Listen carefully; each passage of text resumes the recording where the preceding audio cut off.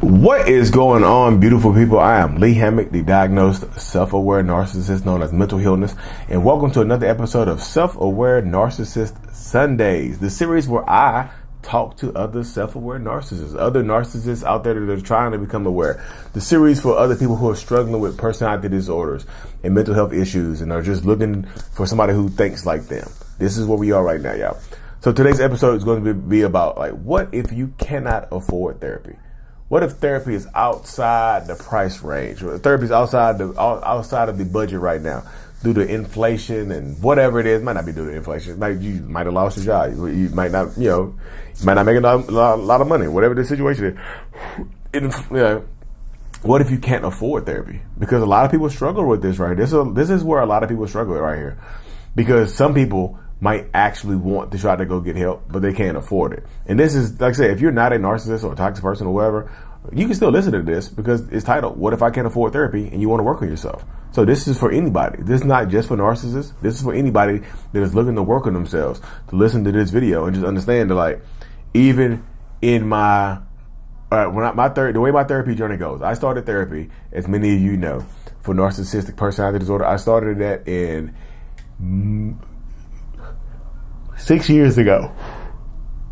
So I started that in October of 2017. October 11th, 2017 was when I first reached out to my therapist.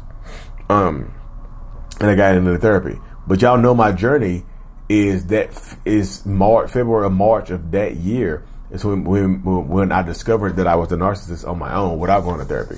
When my wife screamed at me and called me a narcissist, and I was just like, I looked it up and I understood that, yeah, damn, I might be a narcissist. What's the next step? What do I do next? So it got into that space where that's where I was at. You know what I mean? That's where I had went to with everything. Like, my wife called me a narcissist, and this is February or March of that year. So I went, let's say February, March, April. I went 8 months between thinking about and finding out that I was a narcissist and going to therapy. So in those 8 months, what I did was, the first thing I did was I found groups on Facebook, and this is back in 2017. So the groups are not the same as they used to be, but I got on Facebook and I typed in narcissistic personality disorder, because when I Googled it, it said not very many people are diagnosed per year. And I was like, damn, that's not a lot of people. What do I do in this situation? Because I'm still alone. I don't have any help. So I found a group on Facebook for diagnosed or people who are becoming self-aware narcissists. It was only a couple hundred people in those groups. Those groups were super small and intimate. You can get your questions answered by people who are actually trying to work on themselves.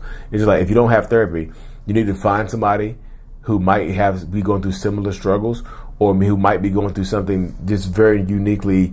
It could be uniquely similar, but you need to find somebody who's going through that and be around that person. You see what I'm saying? Be around people who are doing better with their own mental health, who have already kind of got from where you were to where you are right now to where you want to go. So you have to get around people in that space as well, So I had to get around people in those groups that were trying to be better people, because not all self-aware narcissists are trying to be better people. There's a certain cluster of toxic narcissistic people that don't give a damn. They don't care about wanting to be better or changing their behaviors, because they are cool with who they are. And I tell people that sometimes your partner might be cool with being toxic. Your partner might be cool with putting their hands on you. Your partner it's been going on so long that they might be cool with it. So it's just like, not self-awareness does not mean the narcissistic person is going to get better, but self-awareness allows them the chance. You know what I'm saying? The chance of going to therapy and trying to work on something like that. Because, like I said, no two narcissistic people are going to be the same. No. I've been in psychotherapy since October 2017, working on myself. And I had what was I working at 2017? I think I had just quit my job at Blockbuster Video. No. I quit my job at Harris Teeter Distribution Center to go do real estate full time. And the first few months of real estate were a disaster. And I almost fell completely on my face from failure, but I kept pushing through that as well. So if you get a narcissistic person, a toxic person, like I said, in your life, they have to want to seek help on their own, but they need to seek out people who think like them, that actually have similar goals as them as well. So that's why I don't really associate with a lot of other self-aware narcissists other than, you know, like Ben Taylor and Leon Walker. Now, I got a couple other people that I'm working on right now, trying to be cool with. Let's see where that goes. But they have similar goals as me. You know, they want to help people. I'm just like, cool, let's help people. Let's do this. We have similar goals. We're not trying to take each other down or destroy the other person. You know what I mean? But so that happens so much. So if you're dealing with it's like if you are a narcissist and you're watching this, you understand you have to get around people who are doing better with their mental health. You have to. You can't do it like that. It's hard to do it on your own. I've had help with my therapist, but also help working on myself by reading a lot of books. You know, I read a lot of books. I do a lot of audio books as well. That's still considered reading. I listen and read a lot of books, and I do a lot of audio books. And like, you have to find books that resonate with you. If you can't find therapy, find good books that resonate with you. A book that resonated with me it's about Viktor Frankl. It's called Man's Search for Meaning. That book just helps center you, because it's just like the only thing that kept is about some Holocaust survivors. The only thing that kept those people alive in the Holocaust, according to Viktor Frankl, was their wants. They wanted to live a good life. They wanted to live a better life. They wanted it. You know, they had to seek it out. They wanted it. You know, and it just in that space.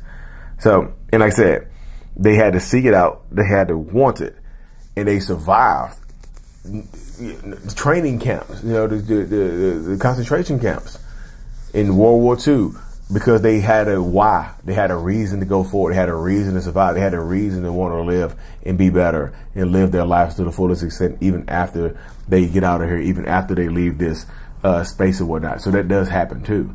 So I tell a lot of people that you have to empower yourself in these situations. Like, go seek help, but get around people and read books that actually resonate with you. Man's Search for Meaning resonated with me. I'm reading The Body Keeps the Score right now. I have a few other books. Like I said, I have to put on my Audible app here, because I listen to a lot of books. You know, those books those books absolutely help center me just in that space, especially, you know, when I feel like I was coming to an end, you know. So that type of stuff happens quite a bit, you know. So Audible's opening up now. But like I said, Man's Search for Meaning, Body Keeps the Score. I'm reading Psychopath Free next. Just a lot of good books, man. Like, what's another book? The Bible's in here. The Bible is definitely in here. The Bible is a book that has helped me so much, y'all. Tony Robbins, Unleash the Power Within You. Books by Jesse Itzler, Living with the Seal and Living with the Monks. He lived with David Goggins. You know, David Goggins, Can't Hurt Me. It's just so many different books that I've read over. See, Man Search for. See, this is my stuff right here. It says Man's Search for Meaning, How to Win Friends and Influence People, Leaders Eat Last, 3 Feet from Gold, 48 Laws of Power, Overcoming Fear of Rejection. Just things like that, y'all, to help center me, awaken the giant within. Just things like that have helped absolutely center me. So you have to find something that centers you and makes you feel whole. Something that, and write down, journal your innermost, your dark thoughts. Journal, get it out of your system. If you can't afford therapy, journal stuff and start journaling and getting it out of your system. Because the more you internalize it and the more you hold on to it, the worse you will be. It just will. Like, if you don't get it out of your system, it starts to poison you from the inside out, and there's a lot more harm than good. So learning how to talk, learning how to be vulnerable, baby steps. I'm not telling you to take a huge leap into being vulnerable if you haven't been vulnerable for the last 10, 15, 20, 30 years. Baby steps on vulnerability. Say something like, if you have a wife or a husband or a partner or some kids, and you feel like you haven't said anything nice to them, and when you try to say something nice to them in the past, it just wouldn't come out. You might have wanted to say it, but something blocked you from giving a compliment. Force yourself to get a compliment next time. Force yourself to have conversations and listen, be open to receiving information without taking everything as criticism. Not everybody's out to attack you. Not everybody's out here to get you or attack you. Just in that space right there. So I just tell people, like I said, you have to find something to keep moving forward with it. You know, so I've only been going to therapy once a month since October of 2011. So it's once a month. You know, it's like $140, $150 a session. But, you know, it hit a little bit, but I started sacrificing a little bit and whatnot, just to pay for it. But it was cool. It's cool to help. It helped me get to where I am right now.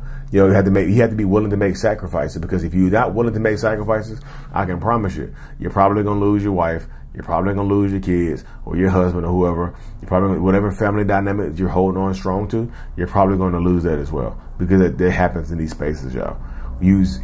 Don't let your ego cost you a happy family life, because I be damned, it damn near will. Your ego will cost you your family.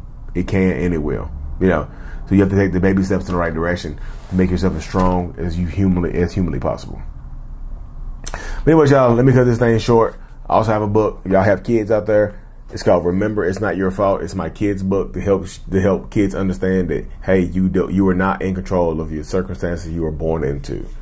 Thank y'all so much for tuning in. Of course, like and subscribe for more. And Aware Sunday, Aware Narcissist, Lee Hammock is out. Peace.